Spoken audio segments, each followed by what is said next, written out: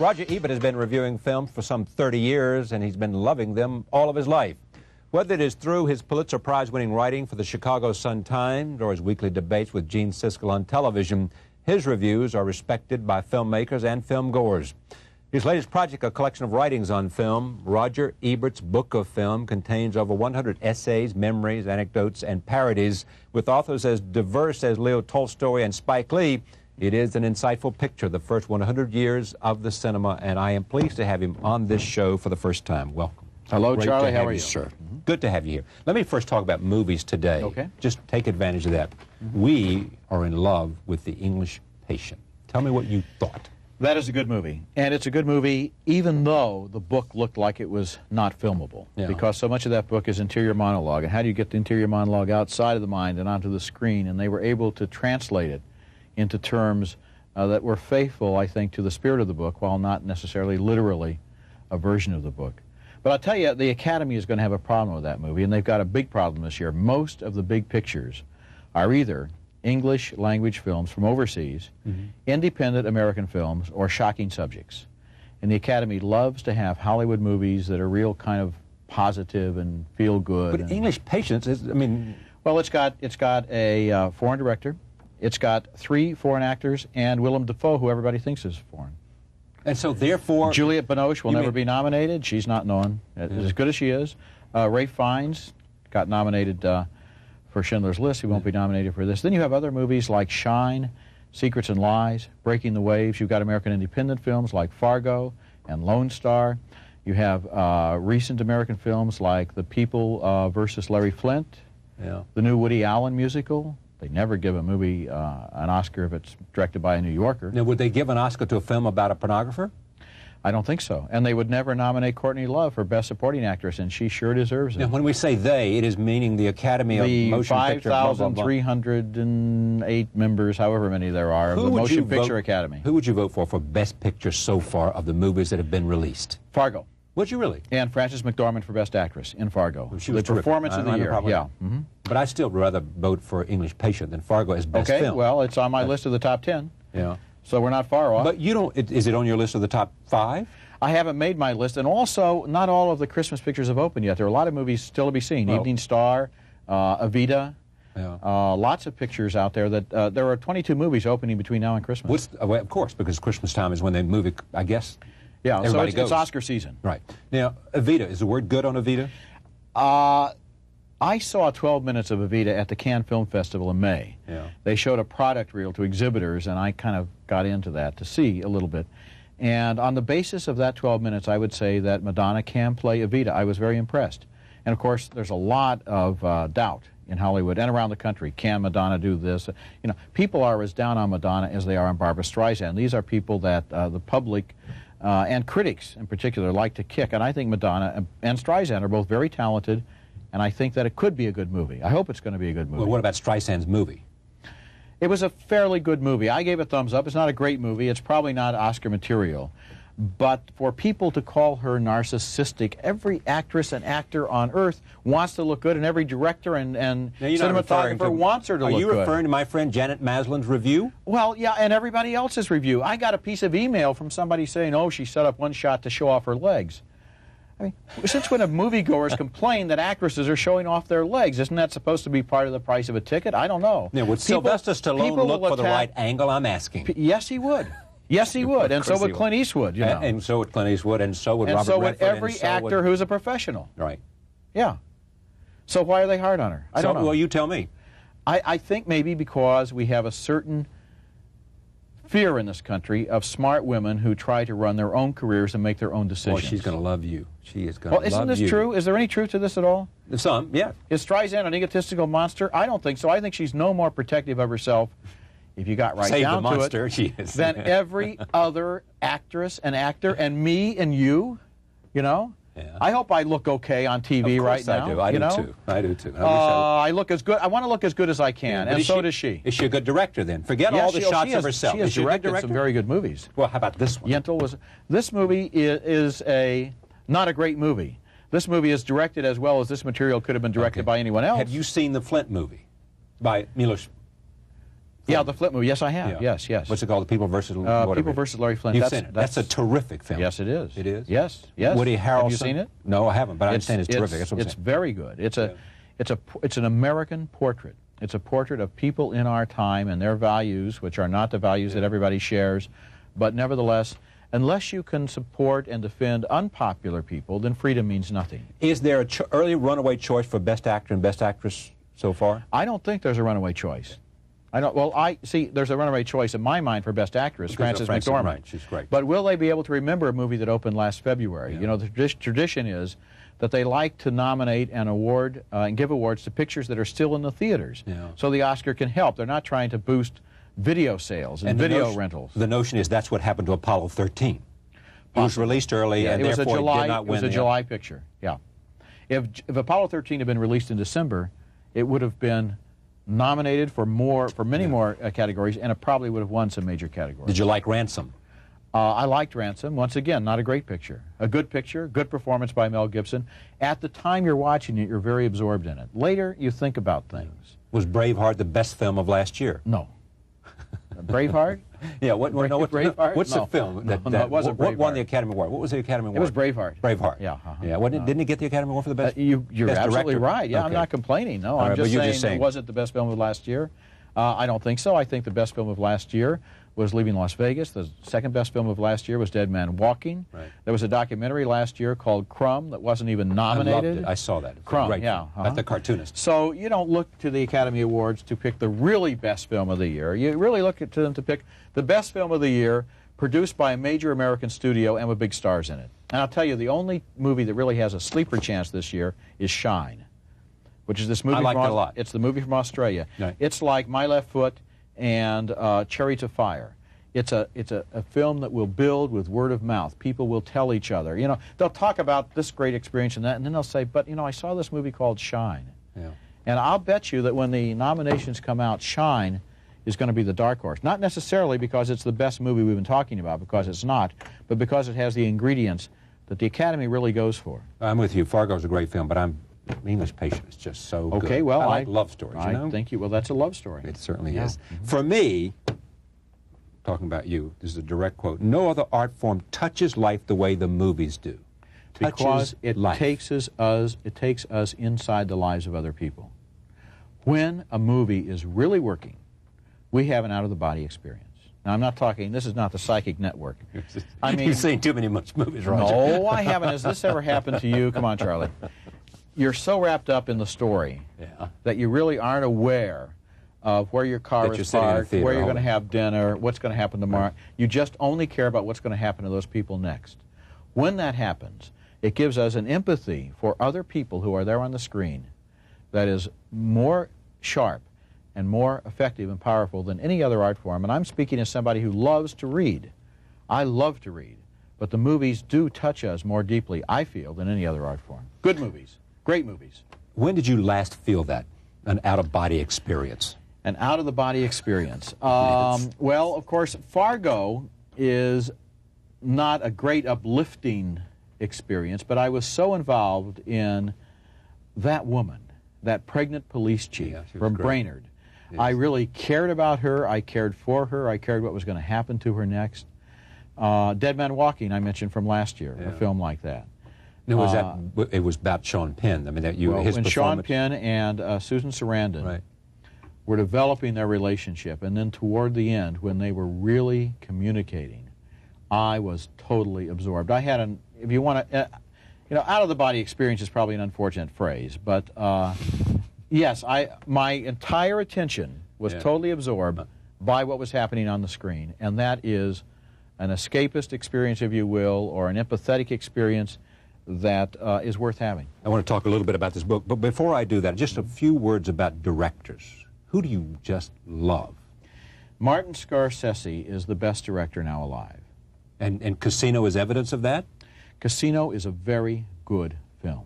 But the best evidence of that is Raging Bull. Raging Bull and Taxi Driver are his two best films, and Goodfella is right in there in the running, and he's made a lot of other good movies too.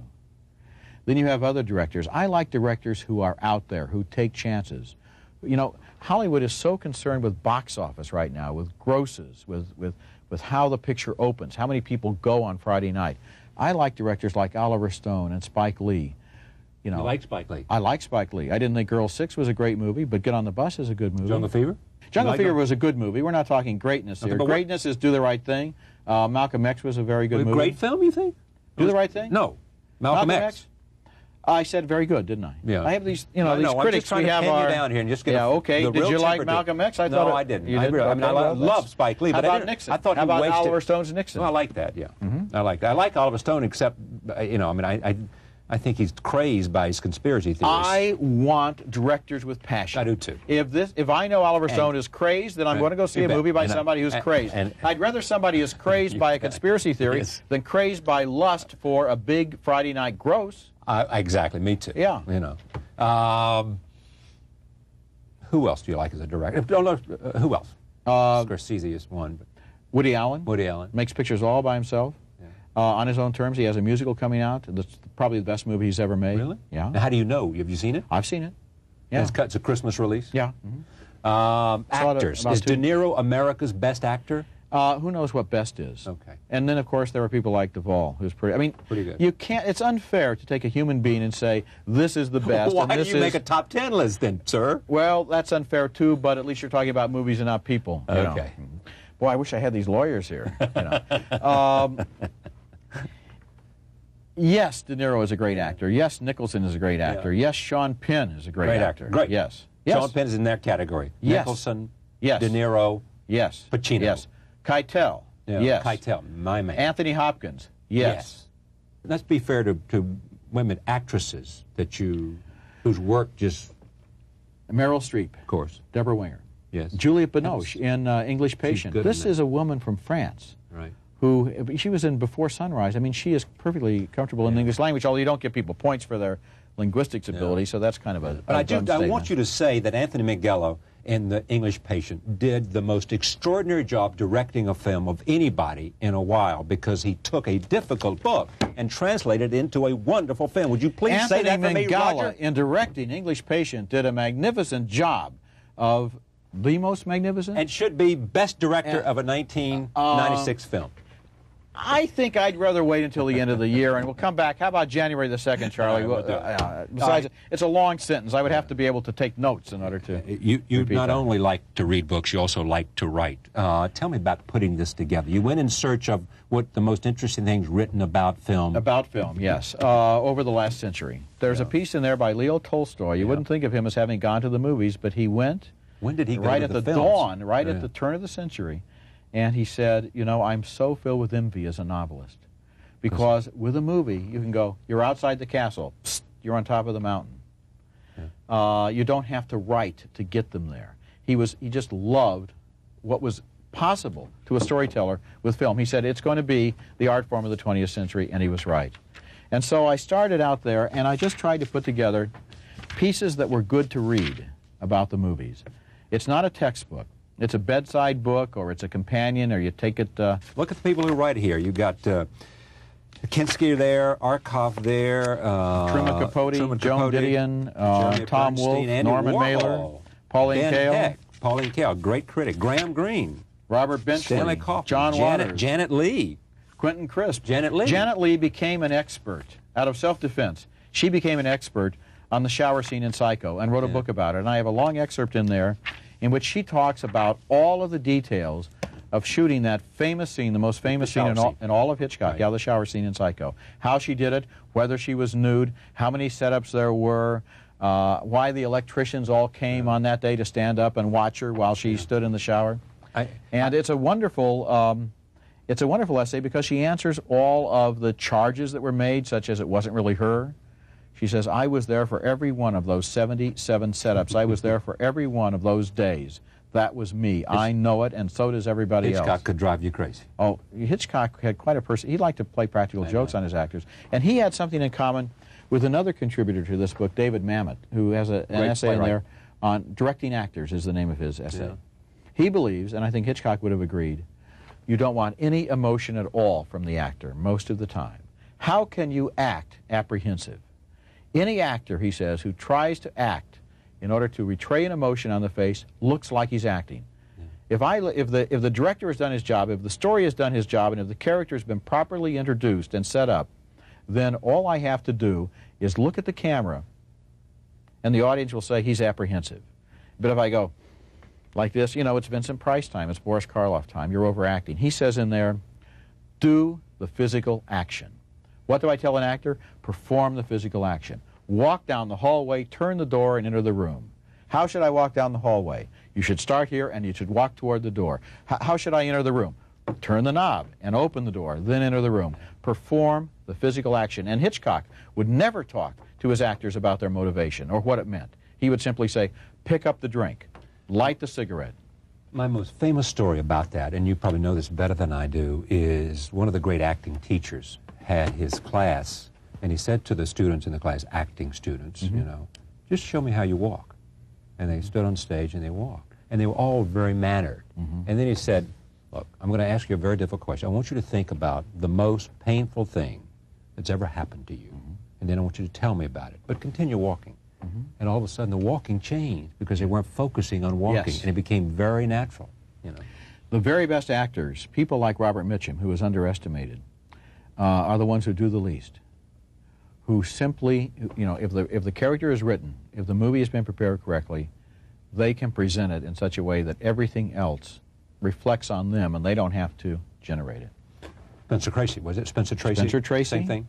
Same thing. All right. Yeah. You've got another Rose fave here, Quentin Tarantino. Yeah. What does he say? That's the most recent entry in the book, and that's right off the web. I wanted to go for a century of film. I have the frequently asked files question from the Tarantino web page. You know, where when people go on the web, the people on the web are so tired of being asked the same questions that they put up a fact file, FAQ, and read this first before you ask us any questions.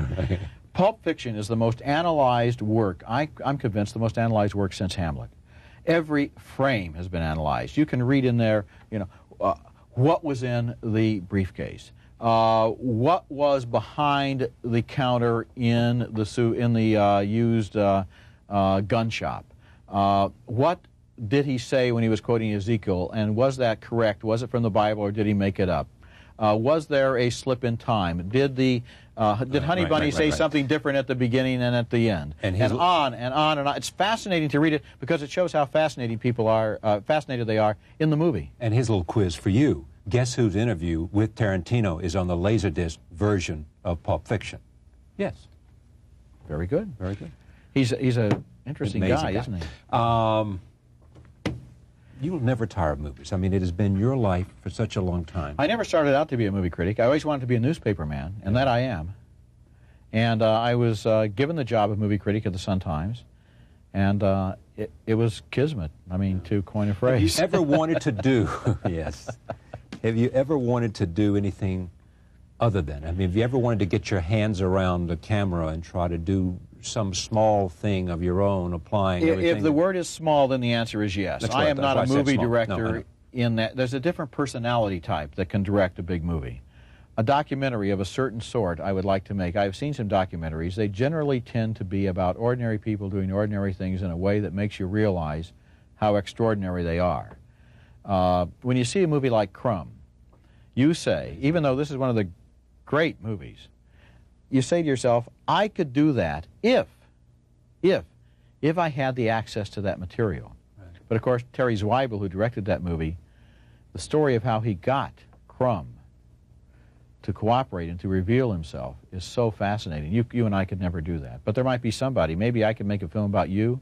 You can make a film about me. I'd love to make a documentary. Yeah, so would I. I mean, the interesting thing is if the great documentaries always have some interesting, eccentric character at the core. I mean, Crumb is one that's a perfect example. But also War Room had James Carville. War Room? Sort of larger than life. Theremin? Sure. Yeah, that's another one. Yeah. All right. Roger Ebert's book of film, From Tolstoy to Tarantino, the finest writing from a century of film. There's much more to talk about. I hope you'll come back and do it again. I'd like to, Charlie. Thank you. We'll be right back. Stay with us.